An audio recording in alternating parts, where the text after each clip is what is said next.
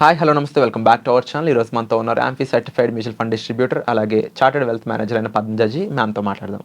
Hi ma'am. Hi sir. Recent టైంలో నేను ఈ టర్మ్ ఇన్సూరెన్స్ అనే దాని గురించి ఎక్కువ వింటూ ఉన్నాను అనమాట. హెల్త్ ఇన్సూరెన్స్ మీద ఒక ఐడియా ఉంది, క్లైమ్స్ అవి, బట్ ఇప్పుడు వరకు మన ఆడియన్స్ కూడా టర్మ్ ఇన్సూరెన్స్ సంబంధించి పూర్తి వివరాలు ఇంకా అందలేదు. సో టర్మ్ ఇన్సూరెన్స్ సంబంధించి మీరు ఏం చెప్తారు? గుడ్ క్వశ్చన్ అండి. కోవిడ్ తర్వాత చాలా మందికి ఈ టర్మ్ ఇన్సూరెన్స్ యొక్క అవేర్నెస్ అన్నది చాలా మటుకు పెరిగిందండి కంపారిటివ్లీ ఇదివరకు కన్నా. బేసిక్గా టర్మ్ ఇన్సూరెన్స్ అనేది ఒక లో కాస్ట్ హై రిస్క్ కవర్ చేసే ఒక ఇన్సూరెన్స్ పాలసీ అండి. ఓకే, ఇందులో బెనిఫిట్స్ ఏంటి అంటే కనుక మనకి కాస్ట్ అనేది చాలా తక్కువగా, అంటే ఫర్ సపోజ్ ఒక వ్యక్తి ఒక 25-30 years ఉన్న వ్యక్తికి ఒక 1 crore ఒక టర్మ్ తీసుకోవాలనుకుంటే కనుక హార్డ్లీ 12,000 to 13,000తో ఆయన తీసుకోవచ్చు. అంటే అండ్ ఇంకొక అడ్వాంటేజ్ ఏంటంటే మీరు యంగెస్ట్ ఏజ్లో ఈ టర్మ్ ప్లాన్లో ఎంటర్ అవటం మూలంగా ప్రీమియం అన్నది అక్కడే ఫ్రీజ్ అయి ఉంటుంది. So for your total term అంటే టిల్ 60 years వరకు కూడా ఆ ప్రీమియం అన్నది పెరగదు, సేమ్ ప్రీమియం అన్నది కంటిన్యూ అవుతుంది. So it is the lowest cost. And ఇంకొకటి వచ్చి లైక్ హై రిస్క్ కవర్ ఉంటుంది, అలాగే ట్యాక్స్ బెనిఫిట్ అండ్ ఐటీసీలో కూడా వాళ్ళు క్లెయిమ్ చేసుకోవచ్చు. అండ్ ఈ ప్లాన్లో up to 80 years to 100 years కూడా కవర్ చేసుకునే అవకాశం ఉంది.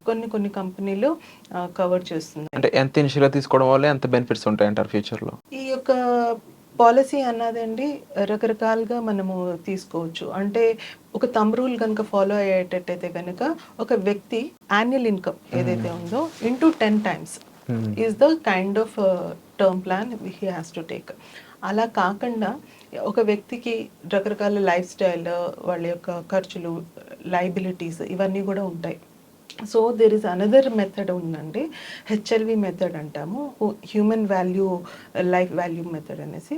సో దాంట్లో ఏంటంటే మనం ఒక వ్యక్తి యొక్క ఫ్యూచర్ గోల్స్, అతని యొక్క ప్రజెంట్ ఇన్కమ్ ఎంత, అలాగే అతని future goals like children education, లేకపోతే వాళ్ళ wife retirement, and at the same time any liabilities అంటే లోన్స్ కానీ హోమ్ లోన్స్ కానీ ఏమైనా ఉంటే కనుక వీటన్నిటి యొక్క క్యాలిక్యులేషన్ చేసుకుని దాని అంత రిక్వైర్మెంట్, దాని యొక్క అమౌంట్ ఎంతైతే వస్తుందో దానికి వాళ్ళు రిస్క్ కవర్ అన్నది తీసుకోవాలి. సో టర్మ్ ప్లాన్స్లో ఎలాంటి ఇంకా డిఫరెంట్ ఫీచర్స్ ఉంటాయి వీటిలో? ఇవి అప్లై అయ్యే విధానం ఎలా ఉంటుంది అంటారు? చాలా ప్రొడక్ట్స్ వచ్చాయండి ఈ మధ్య రీసెంట్ టైంలో. ఒకటి వచ్చి బేసిక్ ప్రొడక్ట్, అది రెగ్యులర్ ప్లాన్ అంటాము. అంటే ఇప్పుడు ఒక పర్సన్ 1 crore తీసుకున్నారనుకోండి, so any kind of risk ఒకవేళ కనుక అయినప్పుడు ఆ 1 crore అన్నది ఫ్యామిలీకి లంసమ్ అమౌంట్తో వాళ్ళ ఫ్యామిలీకి ఇవ్వడం జరుగుతుంది. This is the basic plan అండి. ఇంకొకటి వచ్చి రిటర్న్ ఆన్ ప్రీమియం. చాలామందికి టర్మ్ ప్లాన్ తీసుకోకపోవడానికి కారణం ఏంటంటే దీనికి మెచ్యూరిటీ వాల్యూ అనేది ఏమి ఉండదండి. సో అందుకనేసి చాలామంది తీసుకోవట్లేదు. సో అందుకని కొత్త ప్రోడక్ట్ ఇంట్రడ్యూస్ చేశారు, వేర్ మనం ఏదైతే ఈ టోటల్ టర్మ్లో మనం ఎంతైతే ప్రీమియం కడతామో ఆ టోటల్ ప్రీమియం అన్నది మనకి ఎండ్ ఆఫ్ ద 60th yearలో మనకి ఏ రిస్క్ జరగకపోతే కనుక ఆ ప్రీమియం అనేది రిటర్న్ చేస్తారు. This is another plan. ఇంకొకటి వచ్చి స్టాగర్డ్ వే ఆఫ్ పేఅవుట్ ఉంటుంది. అంటే లైక్ ఒక వ్యక్తి తన యొక్క వైఫ్కి ఫైనాన్షియల్ ఎడ్యుకేషన్ లేదు, తనకు అంత అవగాహన లేదు, ఒకేసారి ఒక 1 crore అమౌంట్ 2 crores అమౌంట్ వస్తే షీ కాంట్ హ్యాండిల్ అనుకున్నప్పుడు దాన్ని ఇన్కమ్ లెవెల్లో కూడా పెట్టేయచ్చు. అంటే అతను నెక్స్ట్ 1 crore అతనికి ఆమెకి 10 years చొప్పున 10 lakhs per year కింద ఇన్కమ్ లాగా వచ్చేటట్టుగా కూడా మనం పెట్టుకోవచ్చు. ఈ కైండ్ ఆఫ్ టర్మ్ ప్లాన్లో ప్రీమియం కూడా కొంచెం తక్కువగా ఉంటుంది అదర్తో కంపేర్ చేస్తే. ఇంకొకటి వచ్చి సింగిల్ ప్రీమియం అండి, ఒకేసారి మనం పే చేసుకొని ఒకే ప్రీమియంతో మనం క్లియర్ చేసుకోవచ్చు. But I would rather suggest to go for a regular plan which is very simple, కాంప్లికేటెడ్గా లేకుండా.